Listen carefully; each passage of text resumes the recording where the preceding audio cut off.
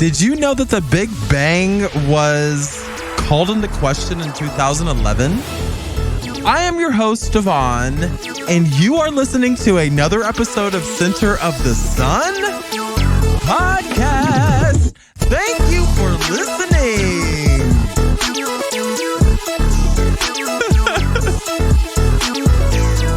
I don't know why I'm so excited, but why is the sun red?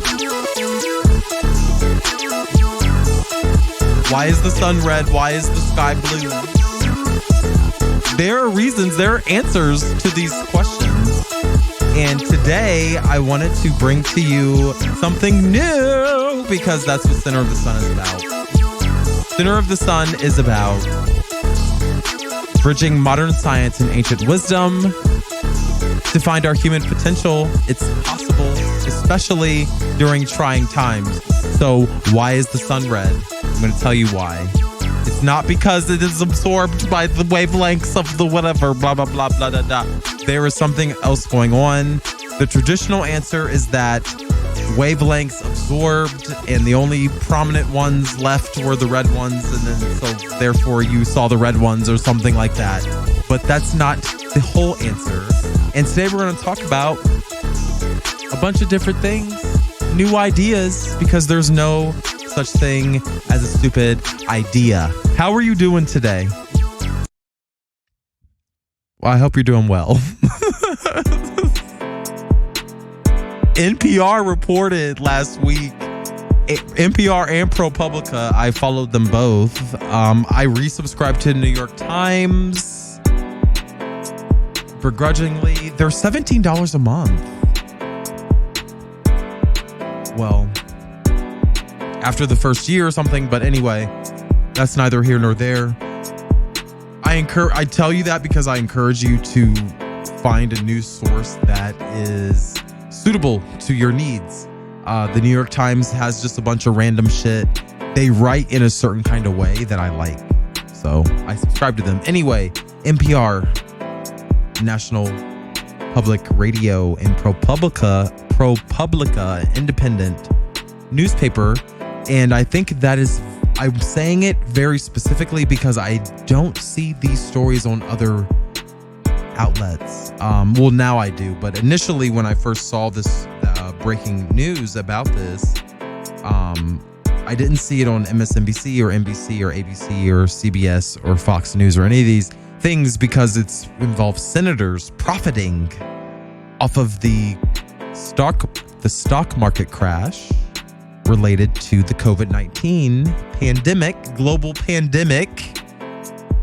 How do you feel about that? Senators are being caught. There are at least 4 right now. They're being caught for selling stocks after they learned about the emergency that we're dealing with right now related to COVID-19. And it is against the law. And unfortunately, I actually believe nothing will come of it because it's been so long since it happened. It happened in January. And because our Justice Department doesn't care. That's a very unfortunate. U.S. Attorney General William Barr will not prosecute any of these people, unfortunately. Sorry, I just knocked over my glass, but I don't think he'll prosecute anybody because he's corrupt. I believe that they probably did this all on purpose and delayed their response so that they wouldn't lose money. And that's exactly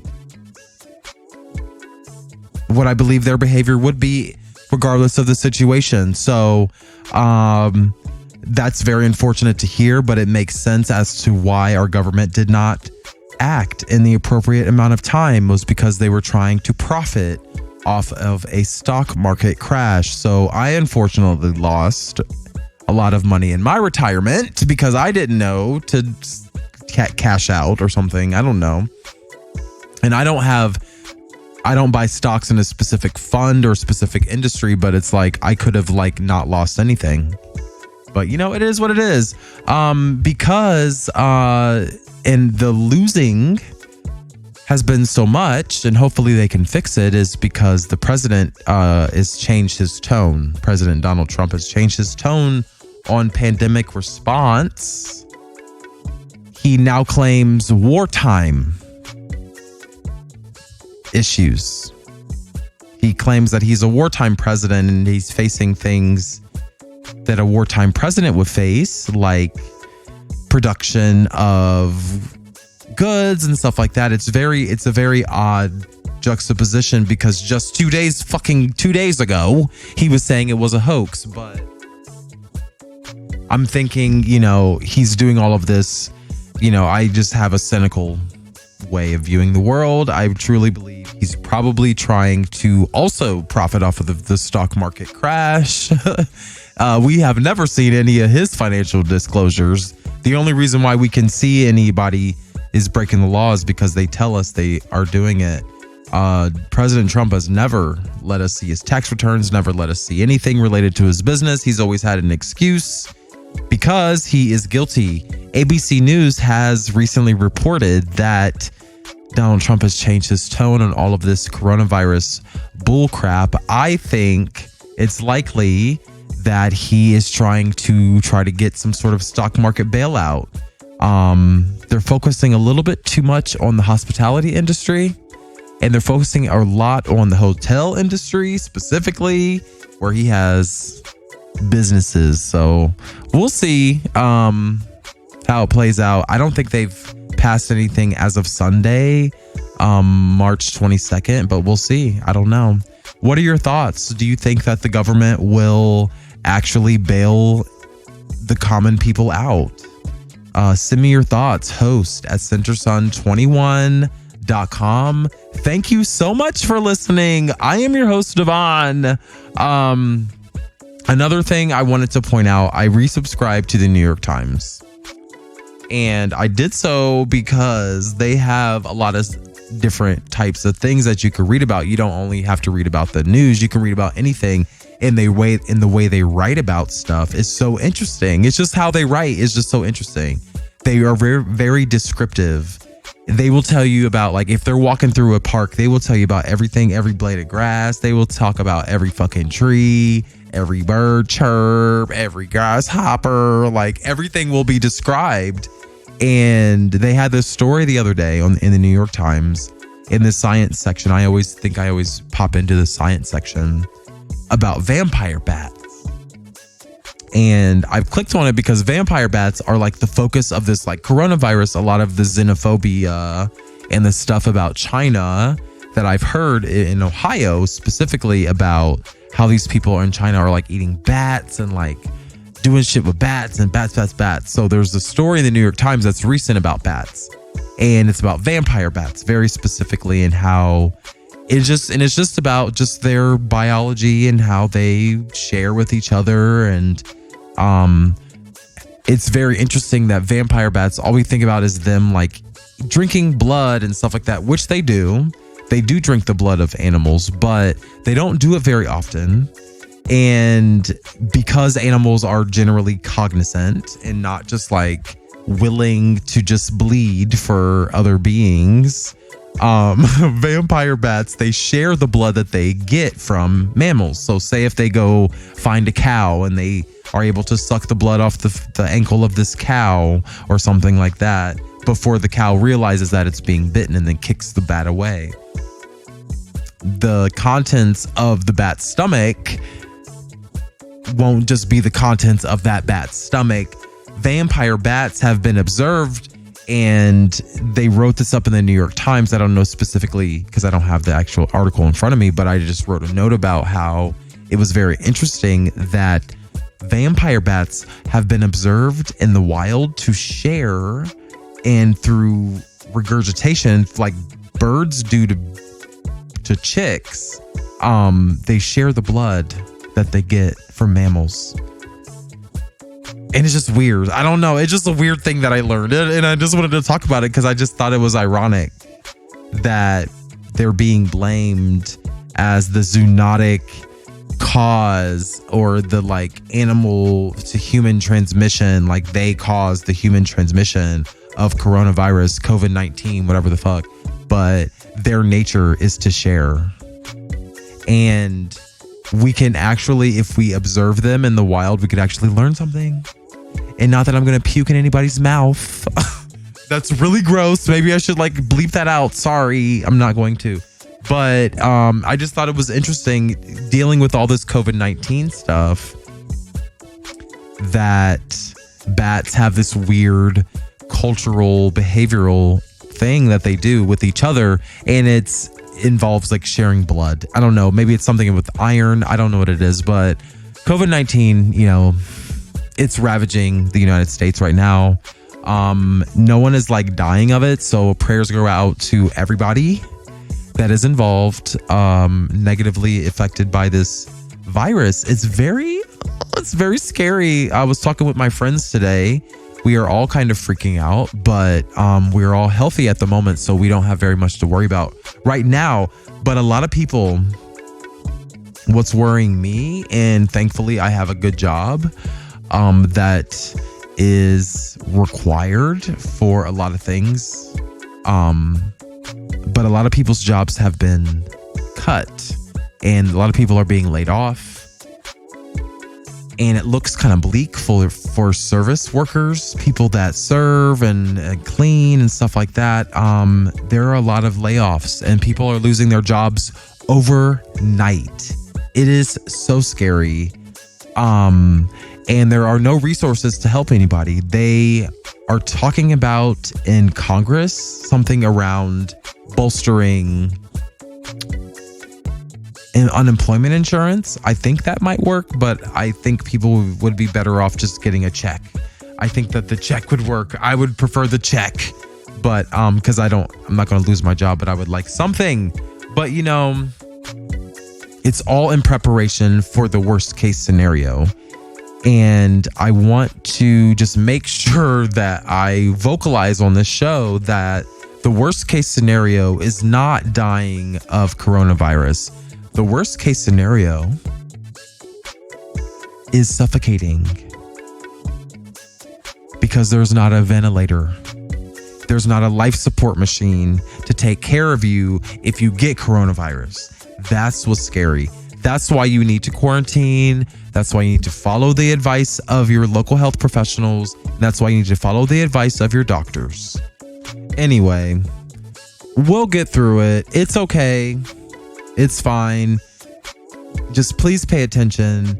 Please understand that the worst case scenario is that we are going to run out of life support machines in the event that you get this pneumonia that is caused by COVID-19. So that is just something that I wanted to just make sure that I said, because I work in infectious diseases. I work with public health. So even though I love thinking of new ideas and new ways of thinking about the world, at the end of the day, there is a foundation upon which all of this stands, and that is modern science. We're trying to bridge ancient wisdom with modern science, and it's not always hard. It is always hard. It's not easy ever. Because for some odd reason, modern science has chosen to be a contrarian to logic sometimes. It is the process through which we see our entire world. So we're going to have to make do with what we have, because I don't know how to like undo science. But what we can do is call it into question, and lots of things have been called into question. So thank you for listening. I began the show by asking you why sunsets are red, why the sky is blue. I used to believe, and I say all these things very deliberately because it's just the shade. It's so shady. There's really just, how do we do truth? I don't know. But I believed that, like why is it hotter to wear black than it is white? It's because the sunlight absorbs.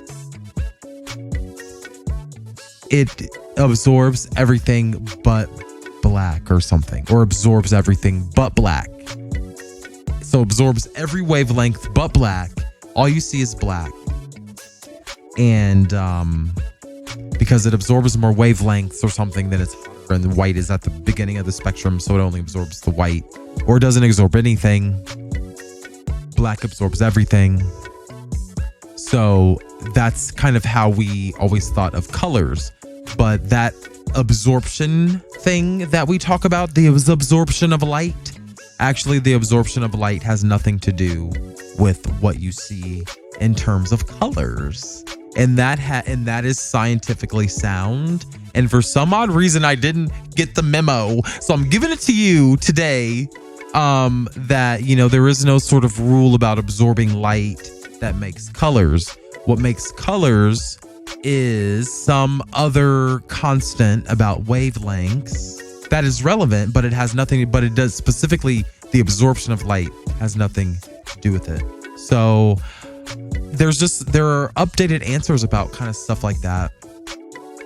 And there's a topic called the redshift because there's like white light and blue light and white flames and red flames. And, there's like different ways that you see fire and different ways that you see heat. And there's all different kinds of colors that are associated with fire and heat.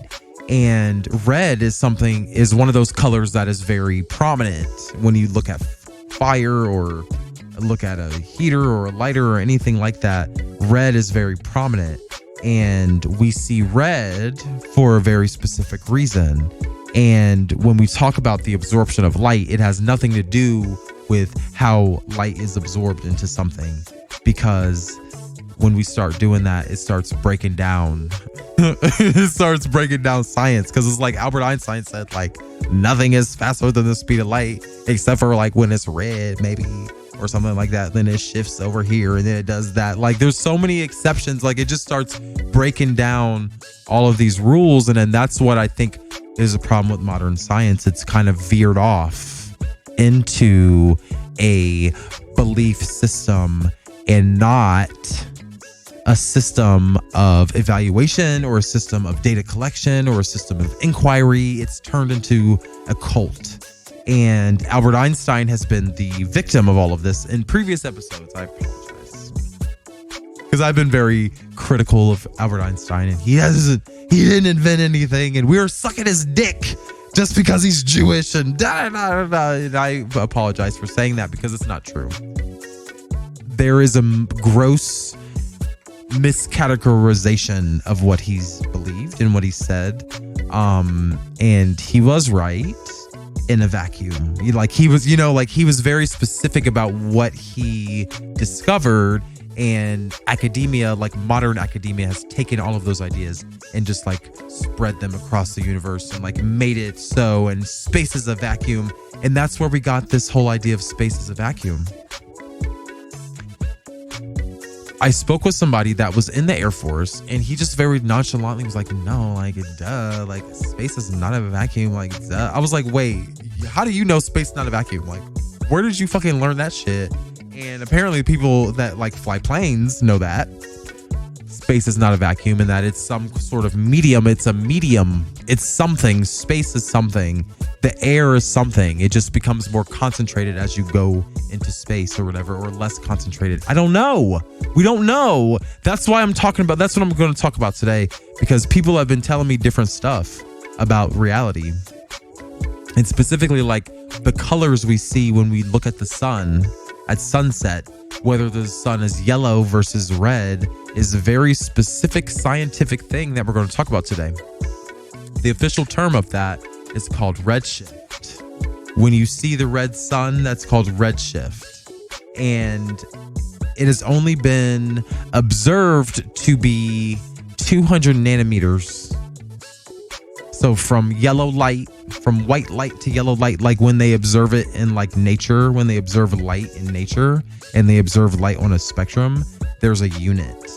And each color is a distance from each other. And red light is only 200 nanometers from white light or yellow light or whatever the fuck. I don't know what it is. But anyway, to change redshift, basically you need to change the medium. Like, it's because it's been proven constantly over and over and over again that it doesn't matter where you are, red is going to be red. Whether or not you see it, it's only going to be 200 nanometers from yellow light or whatever the fuck it started. I don't know where light starts, but its unit has been proven to always be constant. So the fact that it absorbs into something, or it's like absorbs in your clothes, it doesn't do that. There's something about light that is constant, and if we stop focusing on the shit that's wrong, like it absorbs into the substance, we would figure out that it actually is something else, and that like literally the scientists that know this have like 34 views on YouTube, while the people that are wrong have millions. So that's kind of like why I'm focusing on it today, because I'm like, I didn't know it was, but all of this is mathematical. All of this is scientific. But if it's all been put in a pretty picture for you on the History Channel, all the wrong shit is put on TV, you're more inclined to watch it, and it sounds right because smart people are talking about it and they're making it relatable to you, because they're making these assumptions about reality that are just not able to be, that just don't hold up in real, like in a classroom. It doesn't work. So one of the assertions that I learned last week was that in order to change the color red, of like how it interacts with our ability to see it, in order to change that, you have to change the medium. And so when I talk about like, why is the sun red or why is the sky blue, I ask that because you can't change the medium of the atmosphere. You can't change it. So why is the sun the same color regardless of the distance? You know, if it absorbs into something, you know, it takes longer to get to you. You know, like if there's so many implications, and I don't want to get into all of the implications, but it's like they start to break down if you look at them a little too closely, just like Christianity. But anyway, in 2011, there was a mathematical, experimental, and theoretical change, and it was specifically about the color red and the sun, and like the sun at sunset, but the redness of the sun at sunset is visual evidence that the universe is not expanding. So it's like we've been able to prove that the color red doesn't fucking change, and we have these views that like, oh, light, like we're observing light and we're making observations that the universe is expanding based on red light, based on infrared light. And we know that light don't change. We know that infrared light don't shift from where it was. Like it doesn't matter where you are, it doesn't change. And so there have been major shifts in the way that we view the universe. And right now, like on TV, you would hear that the universe is expanding right now. And we have visual evidence that the universe cannot be expanding because it don't be changing. And because redness occurs regardless of any sort of motion or relative motion, and redness occurs regardless of the loss of energy. So it doesn't matter if a universe is expanding. Like, how would you observe the universe is expanding with red light if it doesn't matter if red light loses energy? It's going to be the same redness as it began. And we know that specifically by observing red light in our atmosphere. So that's something that's very new. That's something that's very controversial, and not really, because it's been scientifically validated by our government. And is the simple things like redness increases in the sun. Like the sun becomes more red when you decrease elevation. So the further you are from the sun, it becomes more red. Like I thought it absorbed though. Like that's just like, it's just some logical stuff that's like, if you look at it too closely, it makes no sense. Redshift is proportional to travel of light in the atmosphere. There's like like when we observe it, it's 1-to-1 direct correlation, and it doesn't get less red. There are other things that we can change, but it just simply doesn't get less red. And when you start getting into this stuff, there's other implications like the Big Bang. I'm like, we've been like pounded and pounded at the Big Bang and the Big Bang, and evolution and monkeys and the Big Bang didn't exist. If the Big Bang existed, let me just say this. How would we know the Big Bang existed? And so if the Big Bang existed, we would only know if we could like see it or sense it or observe it. So we would likely be near the center of that Big Bang. And if we are at the center of the Big Bang, then we would be able to observe things moving away from us. But you know what is interesting about an explosion? When an explosion occurs, the things that are moving away, their projectiles, actually start slowing down at some point. So the universe can't be expanding if it was a Big Bang, bitch. Like there ain't no big, like it's just like illogical shit.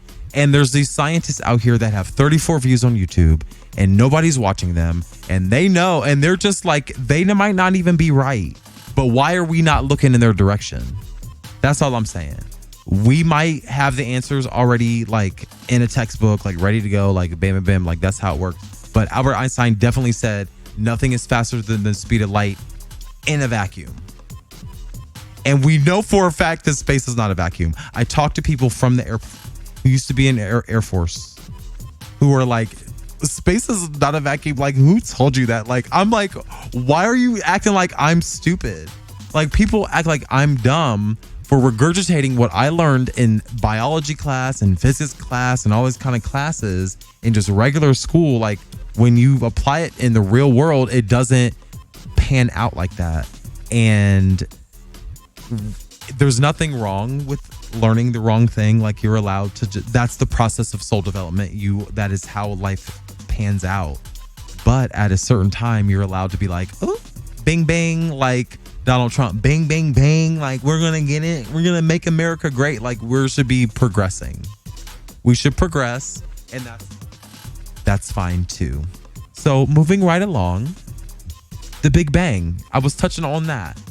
The Big Bang implies that the Earth is at the center of the universe. And the Big Bang implies, for some odd reason, that this explosion is still going on and that it is still expanding, when in actuality, an explosion, if you think about it, slows down as it goes on. So if it's been trillions of years, this shouldn't be slowing down by now. And it's how we, like, this whole notion of expansion is just it's a notion that we're supporting. The definition of an explosion implies the universe should be empty and uniformly distributed. So we know that it's not. We can just observe that it's not, because there's like spaces that there are things and there's spaces that there are not things. And an explosion is like, even like explosion, unless there's like multiple explosions and there's like big bangs and there's like so many things going on, and debris in an explosion slows down with the existence, you know, like as it exists, it slows down. And opposite of expansion, you know, that's what's happening. That's what we believe, is that the opposite is actually occurring. We believe that it is expanding. So it should, any sort of bang, a big bang, if we think of it as a big bang on earth as it is in heaven, it should be slowing down. The longer it exists, the slower it should accelerate. Like even if it's accelerating, at least the acceleration should decrease, like the rate at which it's moving. Background microwave radiation implies there's like a constant power source. Like, constant background microwave radiation is a weak force. So it's not evidence of the Big Bang, because it wouldn't be out there from here to there. Like, it wouldn't go all the way out there. It couldn't exist. Like, that's why you can stand in front of your microwave and you're not going to die of cancer, because the damn microwaves are not that fucking strong. They can't exist that much. So if we actually have evidence that microwave background radiation exists. There are these waves that are evidence of the Big Bang. That's what they say it is. But there are new, with these big colliders, these big tubes under Europe large hadron colliders and large particle colliders, those have proven that microwaves are not that damn strong and that they couldn't possibly exist trillions of years into the future. As the Big Bang, like, girl, get out of here. It would dissipate. It would dissipate just like it would on Earth. It would dissipate into the matter that is already out there. So that's what we're learning from doing experiments on Albert Einstein's science, is that redshift and speeds of light and microwaves and space-time, and we're making up shit now and da da da da da da da. That's all kind of like conjecture. And fast forward to 2020, academia is using it as an opportunity to advance their own beliefs about what they believe, about the beliefs of what they believe, of the gods of the beliefs in the worlds. Like, I don't know. Like, I'm so confused as to why you would ever want to manipulate people in this way. But we tend to flock to theories like the Big Bang, dark matter, and like other weird shit, like about space and like how we're going to be able to like find another planet and like live there and like it's going to be fine. Like, we're going to just ruin everything because like there's more out there and there's just like it's ours to take. But that's because those things are paradoxical. Those things are unattainable. Those things are so big and so confusing that we just choose to never verify them. For instance, dark matter. By its nature, dark matter can never be observed. It can never be seen. It can, that's what it is. It's this unknown force. It's just out there, and it's the opposite of what we are. And therefore we can never observe it. And it's just like, there's something fishy about that girl. Like, if it's too good to be true, it probably is, girl. And if dark matter is the answer without any evidence and any observation, and like you have to make up new math and you have to like make TV shows about like making it look cool and like make stuff, like make machines to try to detect it and never be able to detect it, but still keep trying because like science, though, like dark matter is one of those things that by its nature, because it can't be sensed, we give it space anyway. Yet we have welcomed the notion that its particles exist. So dark matter exists because there's particles. There's particles we can't weigh them, but in math, they exist in math. And because they exist in math, they exist on Earth. And because it exists on Earth, it exists in heaven. Hallelujah. That's kind of how science is working right now. And it's just really convenient. It's just really convenient finding these answers to these questions that like, why are we asking the question in the first place? Like, wait, what's the nature of your question? A lot of these questions are based on concrete ideas. So people have a right to ask and the right to inquire about their reality. But there are other ways to go about this.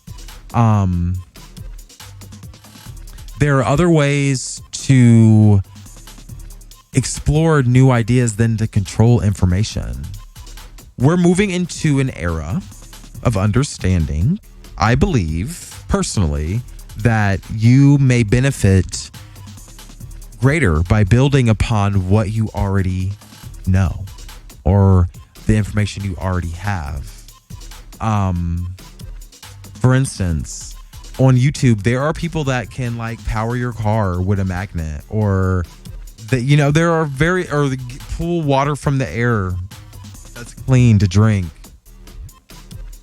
There are different processes. There's different kinds of gas. Like there's a new reactor that creates a natural gas. It's called a hydronic reactor, and it processes liquid waste. It's like weird. I don't know what liquid. I don't want to know. I'm like, don't tell me. Like, ugh. But it's a green thing, and it's being adopted across the country, and it's patented and all that kind of stuff.